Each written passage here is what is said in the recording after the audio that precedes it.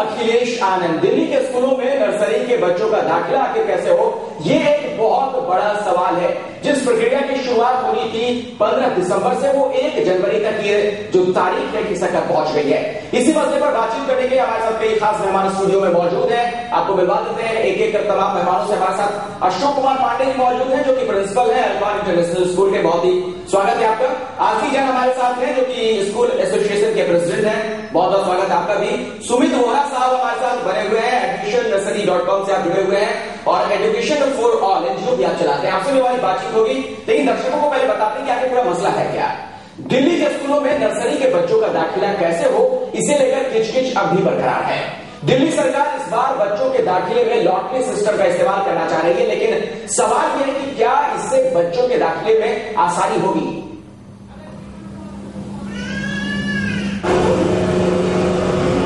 दिल्ली के स्कूलों में नर्सरी के बच्चों का दाखिला कैसे हो, इसे लेकर किचकिच अब भी बरकरार है। दिल्ली सरकार की नीतियों की वजह से बच्चों के भविष्य पर सवाल खड़े हो गए हैं। अब तक यह नहीं तय हो पाया है कि मासूमों का नर्सरी में दाखिला कैसे हो। दिल्ली के मुख्यमंत्री ने इस बाबत मीटिंग भी दी, लेकिन कुछ तय कर पाने में सफलता हाथ नहीं लगी। हालांकि सीएम ने लॉटरी सिस्टम के खिलाफ अपनी नाराजगी जरूर जताई है। Because the meeting is not yet over. कल हम फिर से इसको चर्चा करेंगे, जिनके पॉइंट्स हमारे पॉइंट फिर दरअसल राइट टू एजुकेशन के नियमों के मुताबिक लॉटरी सिस्टम की बात है, लेकिन दिल्ली की मुख्यमंत्री इस सिस्टम से इत्तेफाक नहीं रखती। वहीं दिल्ली के शिक्षा मंत्री रविंद्र सिंह लवली कुछ हद तक लॉटरी सिस्टम के पक्ष में है। सरकार 75% सीट पॉइंट सिस्टम के आधार पर और 25% सीट इकोनॉमिक वीकर सेक्शन के लिए रखना चाहती है। हम सब लोगों से, इसलिए जितने भी स्टेक होल्डर्स हैं, चाहे वो स्कूल वाले हैं, पेरेंट्स से भी मिला हूँ आज मैं सुबह, और एक मैं आज सेमिनार भी अटेंड करने गया था राइट टू एजुकेशन पे। हम इसलिए स्टडी कर रहे हैं कि हम एक ऐसा सिस्टम इवॉल्व करना चाहते हैं जो टोटली ट्रांसपेरेंट हो, चाइल्ड फ्रेंडली हो, पेरेंट्स फ्रेंडली हो, क्योंकि at the end of the day हम लोगों की प्रायोरिटी ये है कि पेरेंट्स और बच्चों को कोई हरासमेंट नहीं होनी चाहिए। दरअसल जिस तरह से नर्सरी में बच्चों के एडमिशन को लेकर सरकार उहापोह की स्थिति में है, उसका खामियाजा सीधे तौर पर मासूम बच्चों को भुगतना पड़ रहा है। सरकार पशुपेश में है। एक तरफ केंद्र सरकार है, दूसरी तरफ दिल्ली के अभिभावक, और इस बीच नर्सरी के एडमिशन का प्रोसेस।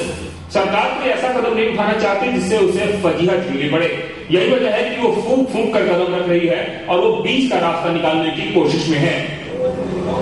दाखिले की जिस प्रक्रिया की शुरुआत 15 दिसंबर से होनी थी, बच्चों के एडमिशन नहीं हो पाने की वजह से 1 जनवरी से हो रही है। सरकार ये भी सोच रही है कि ईडब्ल्यूएस सिस्टम के आरक्षित 25% सीटों में लॉटरी सिस्टम लागू कर दी जाए और बाद में 75% सीटें पॉइंट सिस्टम के आधार पर भरी जाए। कुमार कुंदन, दिल्ली 24। तो आप अंदाजा लगा सकते हैं किस कदर यहाँ बच्चे परेशान हो गए, उनके पेरेंट्स परेशान हो गए। हमारे साथ सुमित वोरा साहब मौजूद हैं। आप admissionnursary.com चलाते हैं, एक साइट है। क्यों आखिर इसके पीछे वजह क्या, पहले बताएं। एक्चुअली 2 साल पहले जब मेरी डॉक्टर का एडमिशन हुआ था, तो मैंने इतनी प्रॉब्लम्स फेस की, तब मैंने रियलाइज किया कि एक नॉर्मल आदमी कितनी प्रॉब्लम फेस करता होगा। मैं एजुकेटेड भी था, मेरी वाइफ भी एजुकेटेड थी, हमारे सब एजुकेशन पॉइंट में थे लास्ट क्लास 2 में। उसके अलावा हम लोग रहते भी साउथ दिल्ली में थे, जहाँ मैक्सिमम स्कूल्स हैं। उसके बावजूद हमें रिजेक्ट कर दिया गया। मेरी वाइफ की जब एमएससी डिग्री दी गई, हमारे पॉइंट्स टॉप 5 या टॉप 10 20 लोगों में थे, तो उसमें क्रॉस वेरिफिकेशन कर दी वहां के, उसने जो भी वहां के टीचर थी, कि वहां पे बेसिक डिग्री नहीं है। आप उनसे पूछिए, या तो लिखिए फेक डिग्री है कि बीएससी के लेवल आप एमएससी कर सकते हैं। उसके दूसरे स्कूल में गए, हमारा वोटर आईडी कार्ड रिजेक्ट कर दिया गया, वहां पे हमारे मैक्सिमम पॉइंट्स थे। मैं कैमरे के सामने स्कूल का नाम ले सकता हूँ, लेकिन wide spoil reputation, they wanted to expect money. उन्होंने मेरा वोटर आईडी कार्ड रिजेक्ट कर दिया। उन्होंने बोला आपके पास तो XYZ कितनी सारी प्रॉपर्टी है, हमारे पास क्या प्रूफ नहीं रहते हैं। मैंने उनको अपने का दिखाया लास्ट का, मैंने उनको बिजली का भी दिखाया, मैंने उनको अपना वोटर आईडी कार्ड दिखाया, और एक भी डॉक्यूमेंट और दिखाया। कहते नहीं कि आपका पैन कार्ड आपके ऑफिस का है, और मेरी वाइफ को मैंने मना किया। नेक्स्ट डे मैं गया, मैंने कहा ऐसा है कि आप मुझे कितना लिख के दे दीजिए कि आप मेरा voter ID card address proof नहीं एक्सेप्ट करेंगे। तो वो डर गए, कहते अच्छा आपके पास वोटर प्रूफ है। मैंने कहा मेरी बिटिया का प्ले स्कूल का कार्ड है। तो इतने बड़े स्कूल में साउथ दिल्ली के वोटर आईडी कार्ड को रिजेक्ट कर दिया, भारत सरकार के बिल्डिंग को एक्सेप्ट कर दिया, उसके जो saving race for the school accept कर दिया। मतलब आखिरकार एडमिशन नहीं हो पाया। एडमिशन नहीं किया मैंने, इसको की 7 मेरे 11 में से 7 को एडमिशन हुआ फाइट करके। अच्छा, मैंने फाइट किया, लेकिन इतनी मैं मैं 1.5 साल तक 18 घंटे सिर्फ नेट पे और यही काम करता रहा, कुछ नहीं किया और अपने लिए नहीं किया, अब मैं पेरेंट्स के लिए कर रहा हूँ। तो आप अंदाजा हमारे दर्शक लगा सकते हैं। सोचिए जरा एक बच्चे के दाखिले के लिए किस तरह की मुश्किलों का सामना करना पड़ता है। आसिफ जैन साहब, आपसे मेरा ये सवाल है, आखिर इस तरह की जो दिक्कतें आ रही है, आपको नहीं लगता बच्चों के भविष्य के साथ ही खिलवाड़ है? नहीं, इसमें ना स्कूल की गलती है ना दिल्ली सरकार की गलती है, इसमें गलती है हमारे सिस्टम की। अब दिल्ली में जो अच्छे स्कूल है सारा पेरेंट्स वही मांगता है। बड़े बड़े स्कूल में आप देखें 100 सीटों के लिए 2-2, 3-3 हजार एप्लीकेशन आती है। तो ऐसी स्थिति में जो स्कूल मैनेजमेंट है उसके सामने बहुत बड़ी समस्या है कि कैसे शॉर्ट आउट करें। अब ऐसी स्थिति में जो सरकार की गलती है कि उसे जगह जगह स्कूल खोलने चाहिए, दिल्ली में स्कूल बन नहीं, तो पेरेंट्स को भी सोचना चाहिए कि सारे अगर एक स्कूल में जाएंगे तो बाकी जो पेरेंट्स हैं उनको समस्या तो आएगी आएगी। तो राइट टू एजुकेशन बिल भी आ गया है। तो राइट टू एजुकेशन बिल तो एक धोखा है, वो तो आम जनता को धोखा है। वो तो सरकार ने वोट कैच करने के लिए एक नया आरक्षण का नया फंडा पैदा किया, उसमें मिथ तो क्लियर कर रहा है। इसलिए जहां तक राइट टू एजुकेशन बिल की बात है, वो उससे कोई फायदा जब तक होने वाला नहीं है जब तक आप आबादी के हिसाब से, आबादी के अनुसार स्कूल नए नहीं बनाते। जो पुराने आपके गवर्नमेंट स्कूल है वो क्राउडेड चल रहे हैं, एक क्लास में 110 बच्चा है, 90 बच्चा। आज भी आप टीवी में देखें, अखबार में देखें कि अभी भी बच्चे इतनी सर्दी में खुले आसमान के नीचे पढ़ रहे हैं। ऐसी स्थिति में ये राइट टू एजुकेशन बिल तब तक बेमानी है जब तक आप स्कूलों में जो टीचर्स के पद खाली पड़े हैं वो नहीं भर देते हैं, जब तक वहां पूरा इंफ्रास्ट्रक्चर आप पूरा नहीं करते हैं, जब तक आप जो है ना नए स्कूल नहीं बनाते, तब तक ये इस प्रकार की समस्या हल नहीं हो सकती किसी भी हालत में। अशोक जी, आप क्या कहेंगे? आप तो खुद प्रिंसिपल हैं स्कूल के, ये दिक्कत आखिर क्यों आ रही है? 15 तारीख से जिस एडमिशन की प्रक्रिया की शुरुआत हुई थी, 1 जनवरी खिसक ही जा चुका है। वो नहीं खिसक चुका है, जो उसकी वजह तो सरकार है ना, क्योंकि राइट टू एजुकेशन केंद्र सरकार से आए, दिल्ली सरकार ने उसको किस ढंग से इम्प्लीमेंट करना है और उसके क्या क्या नियम होंगे, क्या कायदे होंगे, क्या कानून होंगे, वो बना नहीं सकी, क्योंकि या तो दोनों लोगों में तालमेल नहीं हो सका या किसी बात को लेकर असमंजस की स्थिति बनी रही पिछले 1 महीने से। इसलिए अभी भी आपने देखा मुख्यमंत्री, शिक्षा मंत्री, सभी आप मीटिंग्स अब हो रही है। ये मीटिंग तो 6 महीने पहले हो जानी चाहिए। तो जब ये मीटिंग अभी होंगी, तय होगा और फिर वो कोई एक गाइडलाइन लेके आएंगी, तभी एडमिशन की प्रक्रिया शुरू हो सकती है। इसमें स्कूलों की कोई जिम्मेदारी नहीं। आपको लगता है कि केयरलेस एटीट्यूड गवर्नमेंट का इस लिहाज से करने का बच्चों के भविष्य का सवाल है? यहाँ पे तो मानूंगा कि कंफ्यूजन भी और डिले भी है। आज से 10 महीने पहले एचआरडी मिनिस्ट्री की एक आई थी गाइडलाइन की ईयर जो हमारी एडमिशन की जो एज है बच्चे की नर्सरी की, वो 4 years कर दी जाए। 10 महीने हो गया, उसको दिल्ली बोर्ड ना एक्शन लिया, ना उसको रिजेक्ट किया, ना नोटिस जारी किया। मैं पार्ट एक्सेप्ट करता हूँ, लेकिन जो स्कूल्स है वो भी मतलब प्रेशराइज करते हैं गवर्नमेंट को, और गवर्नमेंट जो भी आपको अगर इनके प्रेशर में नहीं होती तो अभी तक कुछ ना कुछ एक्शन निकाल चुकी होती। या मैं मानता हूँ लॉटरी सिस्टम पेरेंट्स को एक्सेप्टेबल नहीं, मैं मानता हूँ मोस्ट ऑफ द मेजॉरिटी नहीं बोला 100% को 70% नहीं एक्सेप्टेबल है। लेकिन जो स्कूल की भी रणनीति है वो भी यही है कि अल्टीमेटली पेरेंट देखिए ना, अल्टीमेटली सफर कौन कर रहा है। अब स्कूल में जब एडमिशन स्टार्ट करनी है तब करनी है, इनका लॉस तो नहीं हो रहा। पहले दिन छुट्टी ली हुई है 15 दिन की घर से, पेरेंट मेंटल उसका विश्वास सिस्टम से, क्या स्कूलों से और क्या इनसे। बिल्कुल बिल्कुल। और चौंकाने वाली बात यह है, गौर कीजिए जरा कि राजधानी दिल्ली का ये आलम है, किसी सुदूर देश के किसी और हिस्से की बात नहीं की जा रही है। बच्चों के भविष्य के साथ ये खिलवाड़ नहीं, तो फिर और क्या है। एक छोटे से ब्रेक लिया कर रुकना पड़ेगा। हमारे साथ तमाम हमारे खास मेहमान मौजूद हैं, इनसे भी हमारी चर्चा जारी रहेगी। आप देखते रहिए न्यूज़ 44।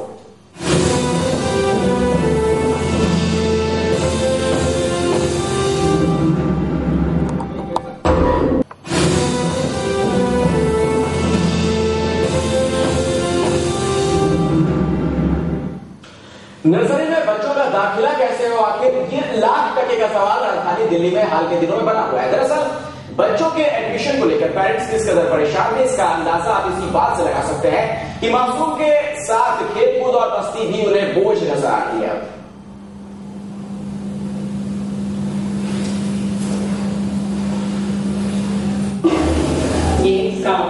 अपने आने वाले कल से अनजान चुलबुली टिया खेल में मस्त है। हो भी क्यों ना, क्योंकि ये वक्त परेशानियों की फिक्र छोड़कर खेलने कूदने का जो है। लेकिन टिया के मम्मी पापा का दिल उसके खेल में रमने की जगह कहीं और भटक रहा है। दरअसल टिया का एडमिशन जो कराना है, मेट्रो सिटी दिल्ली में रहने वाली टिया और उस जैसे हजारों बच्चों का नर्सरी क्लास में दाखिला कराना किसी जंग जीतने से कम नहीं है। टिया के इंटरव्यू से पहले उसकी मम्मी और पापा का इंटरव्यू होगा, लेकिन इससे बड़ी मुश्किल है तो स्कूल में लागू होने वाले लॉटरी सिस्टम की। Point system is much better than a chance system, because chance system होने के बाद में सबसे बड़ी प्रॉब्लम ये है कि किसी बच्चे का अगर चांस नहीं आता है तो वो मीन कि वो किसी भी स्कूल में स्टडी नहीं करेगा। So I think there is a big risk for। दरअसल दिल्ली सरकार सरकार स्कूलों में चल रहे पॉइंट सिस्टम की जगह लॉटरी सिस्टम लाने की सोच रही है। अगर ऐसा होता है तो बच्चों को नर्सरी क्लास में दाखिला कराने के लिए किस्मत के भरोसे बैठना होगा। लॉटरी में नाम निकला तो एडमिशन होगा, नहीं तो घर ही बैठना होगा और करना होगा इंतजार अगले साल का। ये क्या कर रहा है?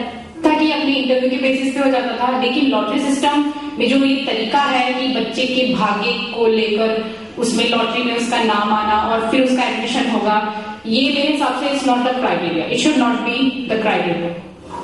दरअसल पेरेंट्स इस लॉटरी सिस्टम के खिलाफ हैं। उनका मानना है कि अगर ये सिस्टम अप्लाई होता है तो मासूमों की एडमिशन किस्मत के सहारे मिलेगी। हर पेरेंट्स की यही प्राथमिकता होती है कि उनका बच्चा अच्छे से अच्छे स्कूल में पढ़े, लेकिन इस बार के नर्सरी एडमिशन प्रोसेस में पेरेंट्स को नाकू चले चबाने पर मजबूर कर दिया है। क्या पर्सन रफीक के साथ हुआ का 2 न्यूज़ 24 दिल्ली। तो सोचिए जरा मासूम बच्चों के एडमिशन को लेकर किस तरह की दिक्कतें हो रही है, इसका अंदाजा आप लगा सकते हैं। और इन तमाम सवालों पर हमारे साथ बातचीत करने के लिए कई खास मेहमान यहाँ पर मौजूद हैं, इनसे बातचीत करेंगे। लेकिन फिलहाल एक छोटे से ब्रेक के लिए रुकना पड़ेगा। आप देखते रहिए न्यूज़ 24।